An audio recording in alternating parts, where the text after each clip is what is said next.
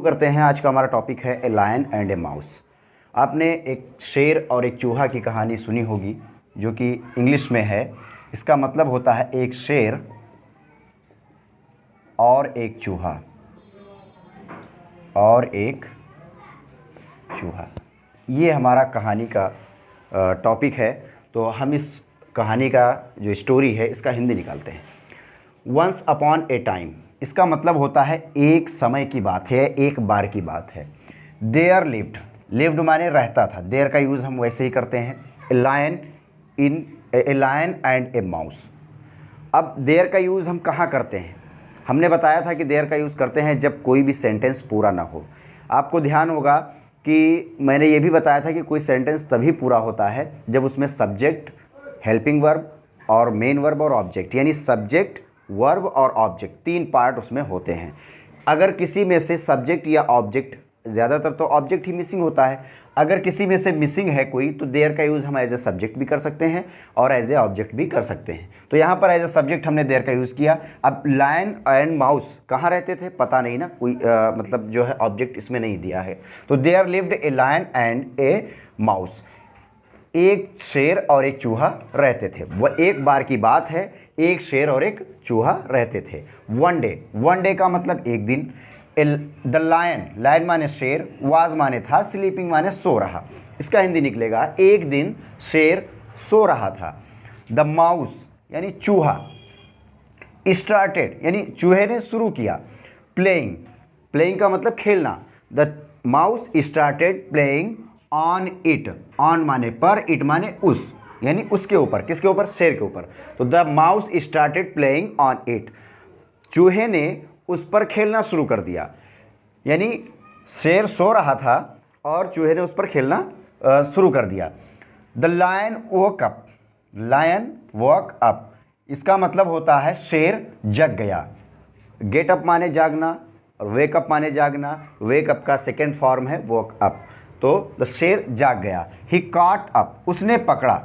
Caught up, catch माने पकड़ना, catch का सेकेंड फॉर्म है caught. He caught up the mouse, उसने चूहे को पकड़ा। And was going to kill, और मारने जा रहा था। और गोइंग माने जा रहा था, वाज माने, वाज का मतलब था, गोइंग माने जा रहा, टू किल माने मारने, और मारने जा रहा था। द माउस रिक्वेस्टेड, चूहे ने विनती की। रिक्वेस्ट का मतलब होता है किसी की, यानी जो है विनती करना। The mouse requested for forgiveness, forgiveness, for का मतलब के लिए, फॉरगिवनेस मतलब माफ़ी के लिए।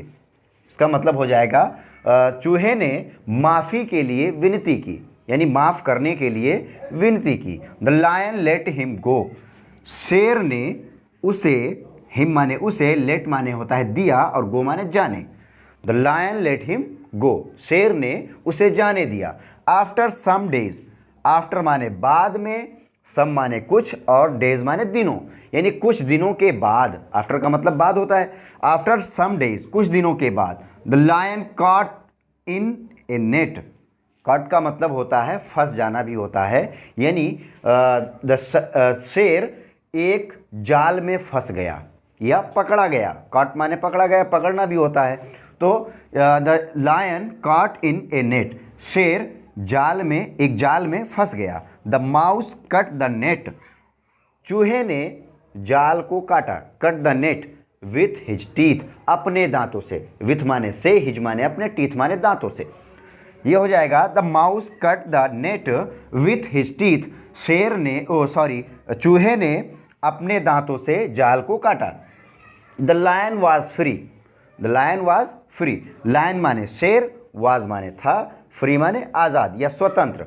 इसका मतलब हुआ शेर स्वतंत्र हो गया। वाज माने हो गया भी होता है। ये इसको हम यूज़ करते हैं ये एक्टिव वॉइस में, एक्टिव से पैसिव वॉइस में चेंज करेंगे इसमें। तो इसका मतलब होता है आज़ाद हुआ। फ्री का मतलब होता है आज़ाद होना।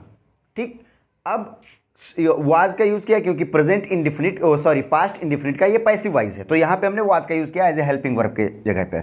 ही थैंक्ड, उसने धन्यवाद दिया, द माउस यानी चूहे को, उसने चूहे को धन्यवाद दिया। तो ये हमारा आज का स्टोरी था, और इस स्टोरी में ज़्यादा टाइम नहीं लगता है इस वीडियो को बनाने में, ज़्यादा लंबा सेंटेंस लेता भी नहीं हूँ ताकि आपको ज़्यादा टाइम ना लगे और शॉर्ट स्टोरी से आप आगे बढ़ें। धीरे धीरे मैं लॉन्ग स्टोरी की तरफ आपको भी लेके जाऊँगा। तो आज का हम टॉपिक यहीं ख़त्म करते हैं और अगला टॉपिक मैं अगली वीडियो में लेके आऊँगा। सो थैंक यू वीडियो देखने के लिए।